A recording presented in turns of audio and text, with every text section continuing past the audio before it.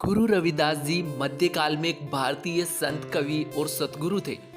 इन्होंने संत शिरोमणि सतगुरु की उपाधि दी गई। इन्होंने रविदासिया पंथ की स्थापना की और इनके रचे गए कुछ भजन सिख लोगों के पवित्र ग्रंथ गुरु ग्रंथ साहिब में भी शामिल है।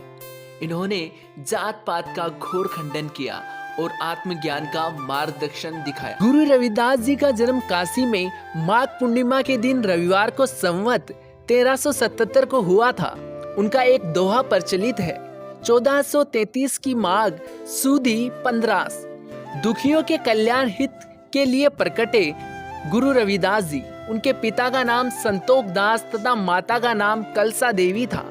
उनकी पत्नी का नाम लोना देवी बताया जाता है। रविदास ने साधु संतों की संगति से पर्याप्त ज्ञान प्राप्त किया था।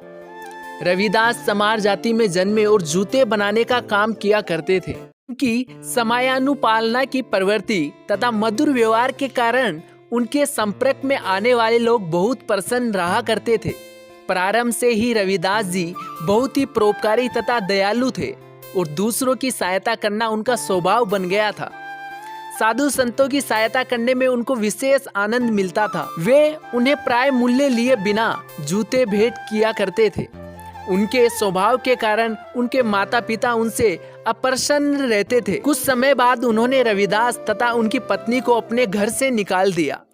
रविदास पड़ोस में ही अपने लिए एक अलग इमारत बनाकर अपने व्यवसाय का काम करने लगे। शेष समय ईश्वर तथा साधु संतों के संगत में व्यतीत करते थे। रविदास ने साधु संतों की संगति से पर्याप्त ज्ञान प्राप्त किया था।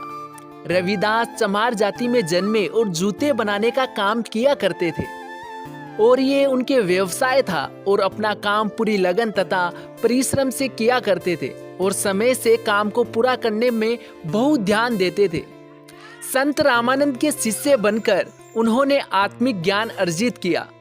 संत रविदास जी ने स्वामी रामानंद जी को कबीर साहिब के कहने पर गुरु बनाया था, क्योंकि कबीर साहिब उनके समकालीन संत थे।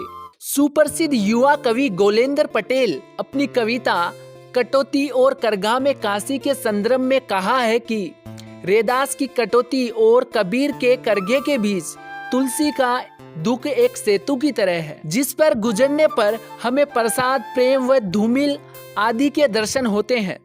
यह काशी, बेगमपुरा, अमरदेशवा और रामराज्य की नाभि है।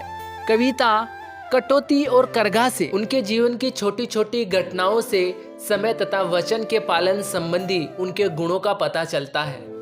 एक बार एक पर्व के अवसर पर पड़ोस के लोग गंगा स्नान के लिए जा रहे थे। रविदास के शिष्यों में से एक ने उनसे भी चलने का आग्रह किया, तो वे बोले, गंगा स्नान के लिए मैं अवश्य चलता। गंगा स्नान के लिए जाने पर मन यहाँ लगा रहेगा तो पुण्य कैसे प्राप्त होगा।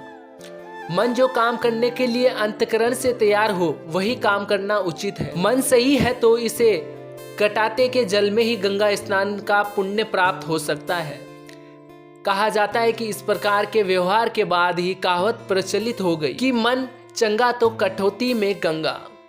रविदास ने ऊंच नीच की भावना तथा ईश्वर भक्ति के नाम पर किए जाने वाले विवाद को सराहनीय तथा निरर्थक बताया और सबको परस्पर मिलजुल कर प्रेम पूर्वक रहने का उपदेश दिया। वे स्वयं मधुर तथा भक्तिपूर्ण भजनों की रचना करते थे और उन्हें भाव विभोर होकर सुनाते थे। उनका विश्वास था कि राम, कृष्ण, करीम, राघव आदि सब एक ही परमेश्वर के विविध नाम हैं। वेद, कुरान, पुराण आदि ग्रंथों में एक ही परमेश्वर का गुणगान किया गया है। उनका विश्वास था कि ईश्वर की भक्ति के लिए सदाचार, परहित भावना तथा सद्व्यवहार का पालन करना अति आवश्यक है। अभिमान त्याग कर दूसरों के साथ व्यवहार करने और विनम्रता तथा शिष्टता के गुणों का विकास करने पर उन्होंने बहुत बल दिया। अपने एक भजन में उन्होंने कहा है कि उनके विचारों का आशय यह है कि ईश्वर की भक्ति बड़े भाग्य से प्राप्त होती है। अभिमान शून्य रहकर काम करने वाले व्यक्ति जीवन में सफल रहता है। जैसे कि विशालकाय हाथी शक्कर के कणों को चुनने में असमर्थ रहता है, जबकि लघु शरीर की पीपली का चींटी इन कणों को सफलतापूर्वक चुन लेती है। इसी प्रकार अभिमान तथा बड़प्पन का भाव त्याग कर विनम्रता पूर्वक आचरण करने वाला मनुष्य ही ईश्वर भक्त हो सकता है। रैदास की वाणी भक्ति की सच्ची भावना, समाज के व्यापक हित की कामना तथा मानव प्रेम से ओतप्रोत थी। इसीलिए उसका श्रोताओं के मन पर गहरा प्रभाव पड़ता था। उनके भजनों तथा उपदेशों से लोगों को ऐसी शिक्षा मिलती थी जिससे उनकी शंकाओं का संतोषजनक समाधान हो जाता था और लोग स्वतः उनके अनुयायी बन जाते थे।